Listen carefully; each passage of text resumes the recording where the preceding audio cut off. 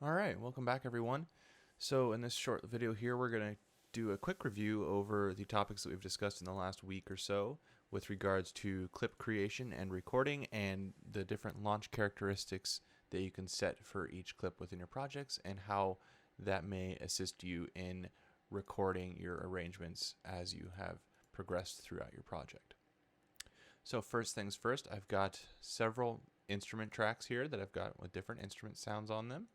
And we're just going to focus on this first one for now. So first things first, there is two main ways you can go about creating a clip within Session View in Ableton. The first way is the most straightforward, which is just arming the track to record with the arm function down here underneath the mixer, and then just simply starting a clip to record by just pressing one of the record buttons on any corresponding scene that you wish to start recording the clip. So I'm just going to start in this first one here, and we'll just record a quick little clip here.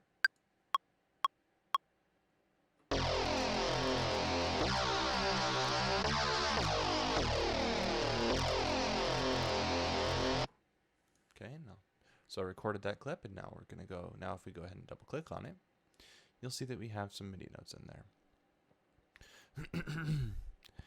And you'll notice that our clip automatically decided how long the clip should be and how long the loop should be based on what we recorded and how long we recorded it for. And we can further fine tune this a little bit to line up on our grid a little bit better here. So the first thing I'm going to do is I'm first just going to select all of my MIDI notes. I'm just going to drag them over to the beginning so that they start on the downbeat, and then I'm just going to do a quick quantization. Remember, there's a quick quantization, which just quantizes your notes to whatever your fixed grid is within Ableton. But I always like to go into the settings because sometimes you want to change up what you're quantizing to. For instance, my grid is set to a 16th note right now, but I think I'd like to just quantize these to an 8th note. And I am going to quantize the start and end of each note, and I'm going to have it at about a 90% accuracy rating. There we go. We now have a nice quantized track here. I think with that all looks nice and good. Now remember, once you've recorded anything within a clip, there is no reason why you can't go back and edit it a little bit more. So for instance, maybe this guy, I wanted to be only 3 beats long, and I wanted this note to start on beat 4, and then this note to start on beat 3 there. Yeah, we'll do that, and then this guy will go into beat 4, and then maybe this one will go over the bar line there, such like that. And then this guy will have last until, yeah, that looks good to there. So that looks good there. So I just did a quick little edit there to finalize some of the rhythm there that I wanted to be a little bit more clear. So that's the first and the easiest way to go about creating a clip. Now, the other way we can go about creating a clip is just as easy, and it doesn't even require that you have any keyboard set up to your computer or even require you to turn on your QWERTY keyboard to MIDI keyboard toggle in the upper right hand corner here. For instance, I can disarm this track and we can still insert a new clip within this session, within this channel. All you would have to do is just double click within the next clip slot, and you'll notice that we have a blank clip here. Now the blank clips, when created, default to a bar long, and you can see this in our notes section within our clip. So this is where we can further define how long each clip is going to be and how long the loop for that clip is going to be, or you can toggle the loop on or off as well. So for instance, for this clip, maybe I want this clip to be 6 bars long. Now the important thing to remember here is that the start and end time includes all the way up to the end of the last measure that you want. So if I want a 6-bar loop, I'm going to want to set the end of my clip to bar 7. So that way it ends on bar 7. And then the loop is just how many bars are looping. So it's a 6-bar loop, so I can set the length to 6. And then these further boxes to the right of the numbers just demarcate the beats and then the division of those beats. So you can go all the way down to a division of a beat within these settings. If you wanted to have a little bit more fluid control over the loop length of each clip, you can just hover over the right side of your region here where there's 2 arrows on the clip length and the loop length. If you hover over both of them, you notice your mouse cursor turns into a bracket like that. Then if you just click and drag, you can drag the clip length and loop length together as one to any length that you want within your clip. Now from here, we can go ahead and just start inputting MIDI notes with our mouse. So I can just, for instance, I can just double click. The important thing is here is whenever you double click a new MIDI note in, it defaults to the grid that you have set within the clip. So my grid is set to a 16th note, so these are all 16th notes. So I'm gonna, if I want a longer than that, I'm gonna have to drag it out. So maybe I want a couple of quarter notes here.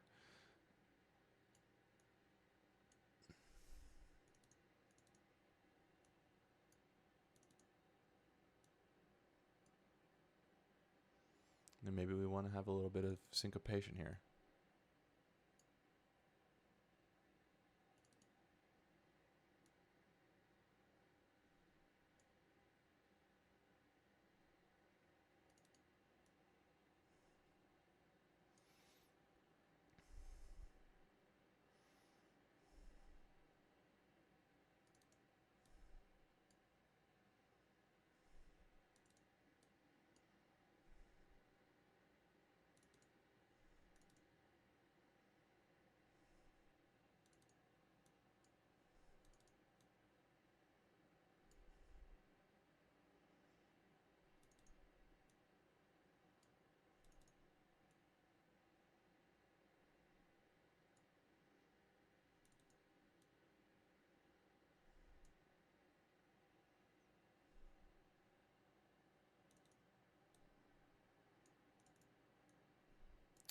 And there, just like that, I was able to just click in a little bit of a line there, just kind of anything, whatever you want, not really thinking too much about it. And sometimes that's a fun way to go about creating these clips, is just kind of clicking notes in and seeing how you can create some interesting melodies and rhythms that way.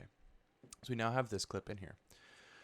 So we now have two clips within our session view on channel 1 for our instrument here. And this is where we can start manipulating our launch modes within the clip. So right now, if I were to just click play on this clip, it will just start looping this clip. Just a little bit here.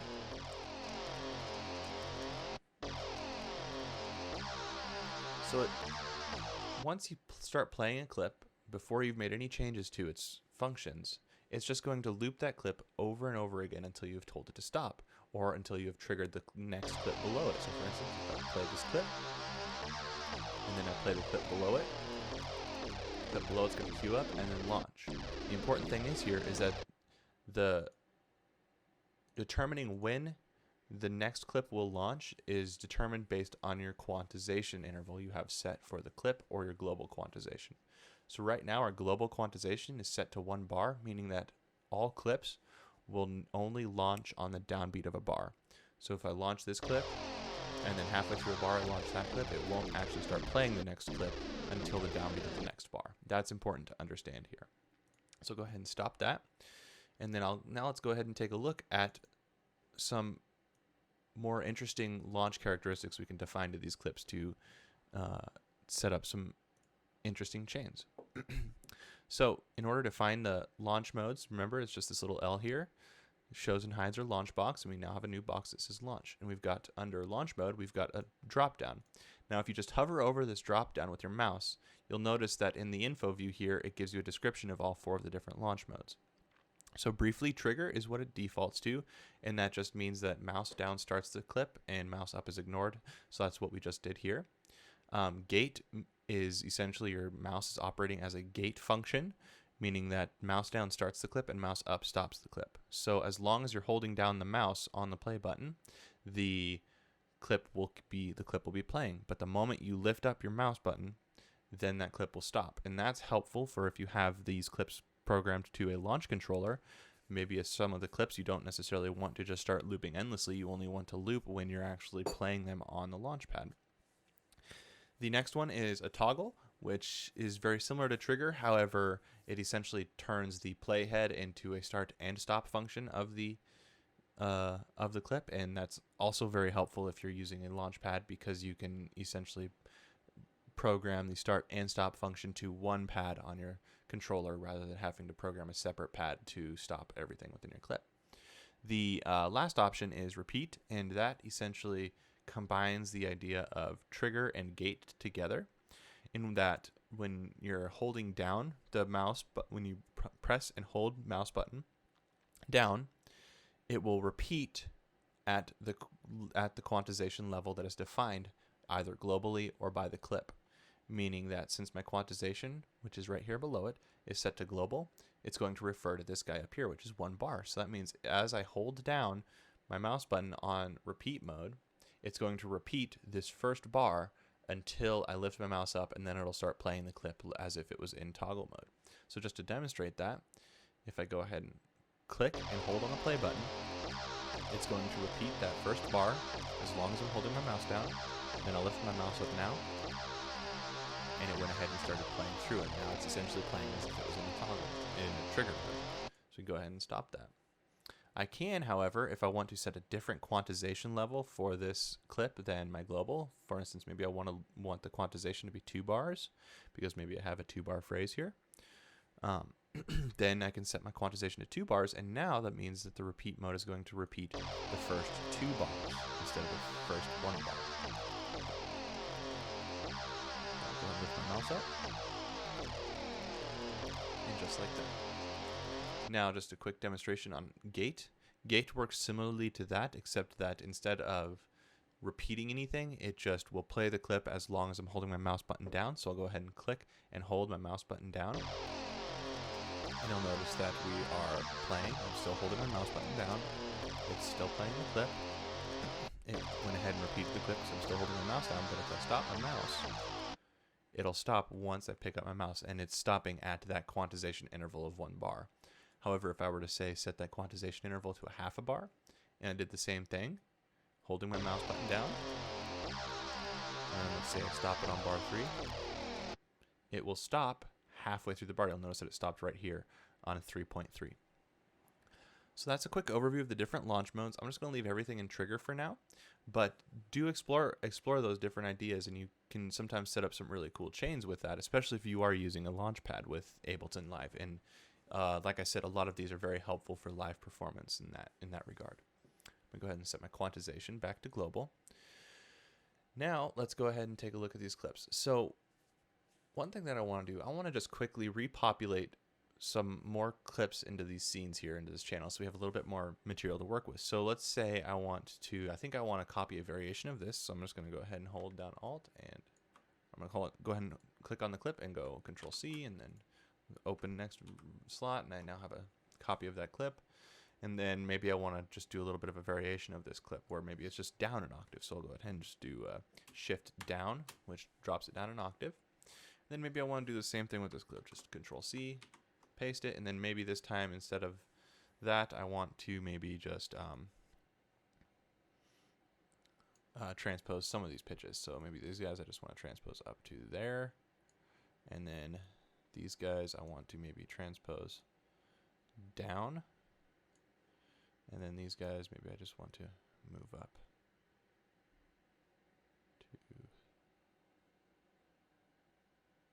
to there. Yeah, that might be kind of interesting. I don't know, we'll see. So we now have 4 clips in there pretty easily. We've got some nice material within there. So now let's take a look at how we can further manipulate the launch characteristics of these clips in order for one clip to trigger the entire rest of the scenes within this channel and then stop at the last one. Now we do this with what are called follow actions. You'll notice that under our launch box, we do have an option for a follow action. So I do have my first clip here selected. And so now let's take a look at this follow action. So first thing you need to do with a follow action is you need to define when you want the follow action to take place. So easy thing to say is maybe we want this clip to only loop twice, or only want the clip to loop once. So play it once through, loop it one more time, and then move on to the next clip. So since I know that my clip is a 4-bar loop, I can say follow action after 8 bars. And so I just went ahead and changed that to an 8. And again, you can break it down to the beats and the subdivisions of the beats here, but I'm just going to leave it at the bar length, at the bar line right now. Now we have to go ahead and choose a follow action. So all these follow actions are pretty straightforward. I'm just going to go ahead and select next. And down here, underneath that, we now have to apply a chance for the follow action. It defaults to 1 to 0, which essentially means that this follow action A will always occur no matter what. A good rule of thumb, 1 means that 1 to 0 means it'll always occur. 0 means that it'll never occur. And vice versa, if you only have one follow action and you have a chance on that one follow action will be the only one that occurs. So just to quick demonstrate that follow action here, we can go ahead and launch this first clip. Notice that it's going to play.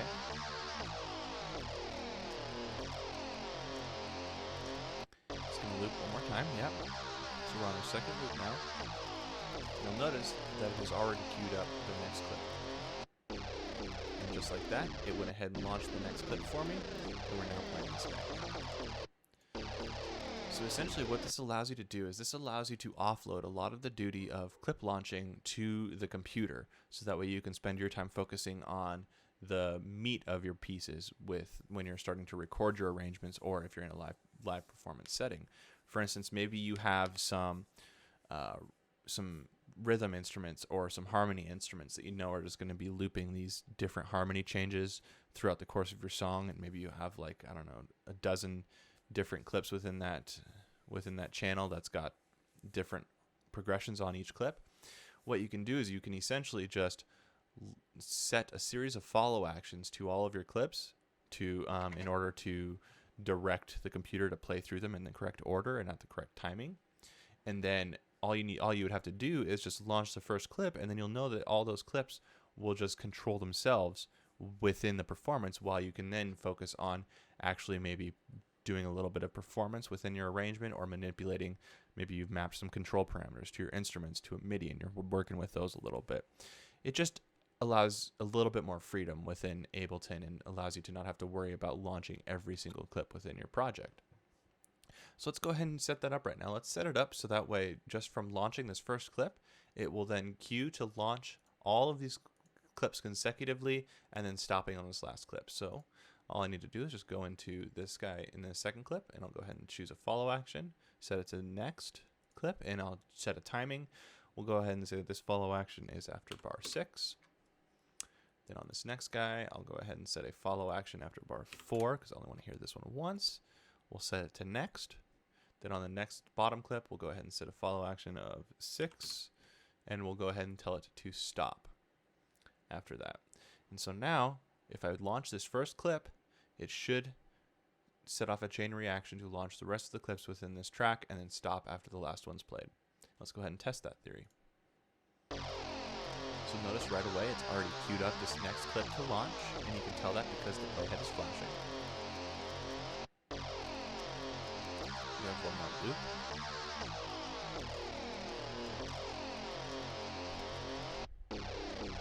And just like that, we have now moved to the next clip. And you'll notice that the clip below that is already queued up to launch because we've got the flashing playhead there. Boom. That clip is launched just like we expected it to, and just like we expected it to, this last clip has queued up to launch. And then you'll notice now that this clip is playing, you'll notice that our stop button here is now flashing as if it's queued to stop the channel.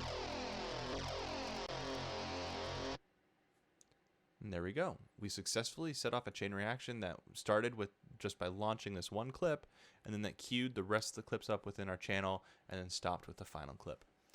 Now you can take this idea and have a little bit of fun with it. Maybe, for instance, you have this idea where you might go back and forth between these two a little bit. Here, actually, let's do these two because they're a little shorter. So maybe after you get to this one, maybe you're just going to say, okay, well, you can go on to the next clip, but maybe you can go on to the previous clip as well if you wanted to. So we can go ahead and set that to previous. We can change the value there. And now the computer will have to decide whether to play the next clip or the previous clip. And then maybe this last clip here, we can say, okay, yeah, you can stop, but maybe before we stop, let's add a little bit of randomness to this session view and set it to other. And we can say, okay, now play any other clip within this channel. And we can maybe set that to variable, but maybe most of the time we want it to stop, so we'll give a higher probability value to the stop function. So now that we have these clips set up, we can go ahead and test those in action within our project.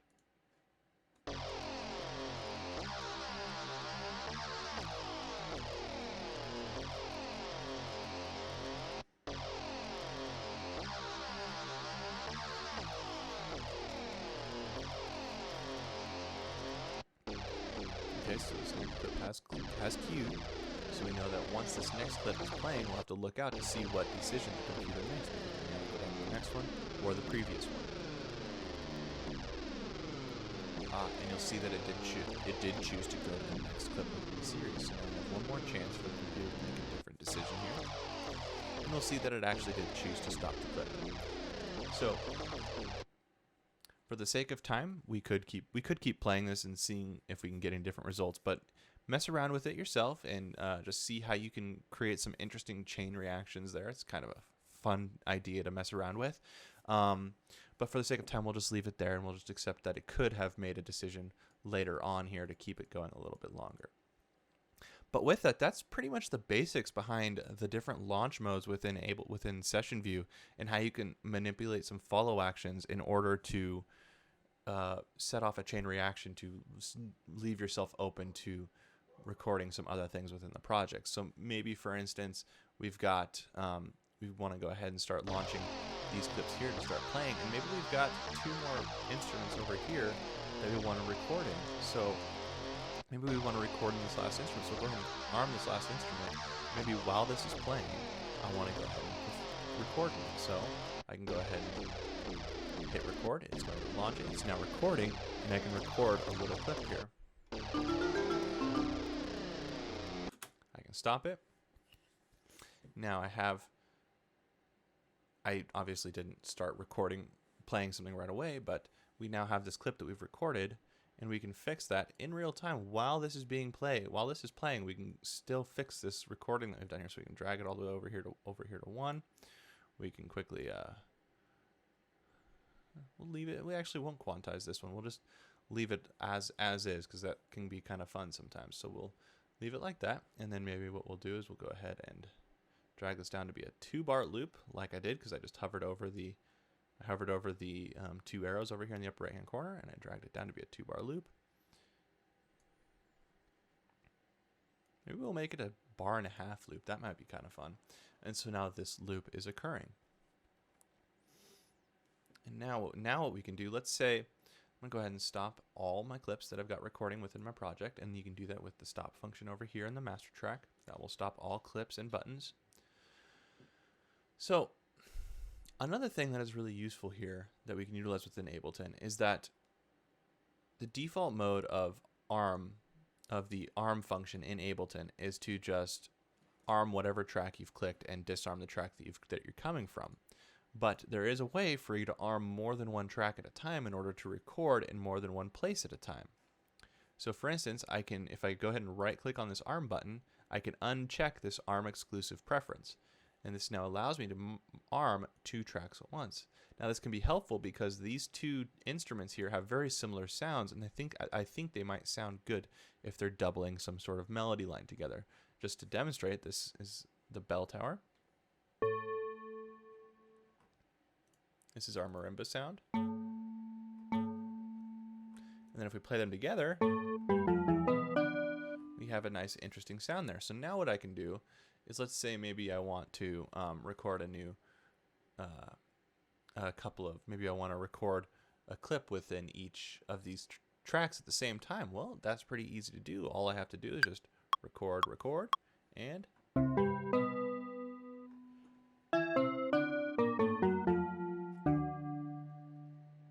can stop it, and I now have a clip recorded in the 2 channels, and they're the exact same clip.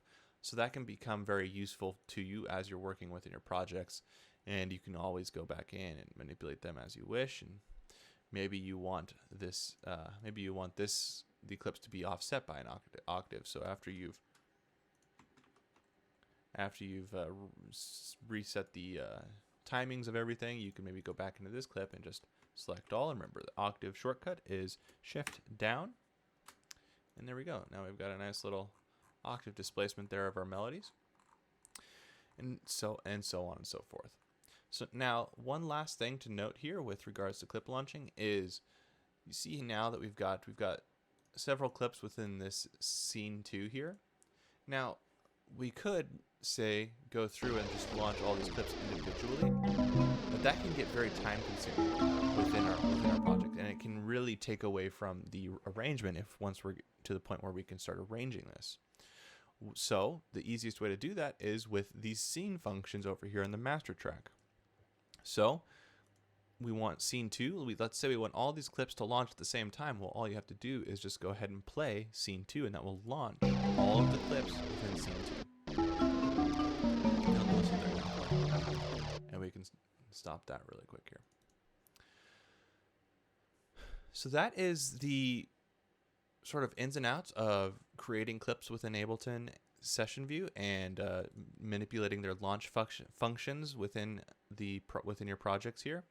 One last note to talk about here really quickly is how we can get this material, once we've got all of our material set up in Session View, how we can now then transfer that or record that into a performance or an arrangement within our project. Well, I'm going to go ahead and reset all of my clocks here. And that's actually relatively easy. All we have to do is go ahead and enable this global recording. What this does is this essentially records everything that's occurring within Ableton. So if I go ahead and start recording that, I start my first clip. This first clip is playing, I'm recording, and if I go ahead and tab over to Arrangement View, you'll notice that I'm recording what is being played in Session View into Arrangement View. And this is how you can record performances within Ableton, is if you just record this, you can then perform essentially what you have written in Session View and do any of the manipulations you want to with your instruments or your clips, or maybe you have some of these gated. For instance, maybe we want to put a gate function on this launch mode here. So now I can say, okay, we've got this clip going here, and now maybe I want this to play. I'll just hold my mouse button down. Go ahead and just left it off. Go ahead and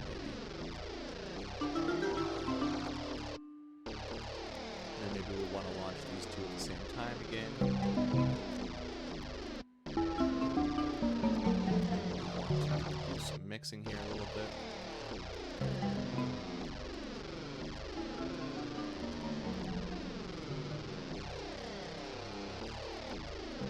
Now once we're satisfied with that, we can go ahead and stop our recording. We can stop all within Session View.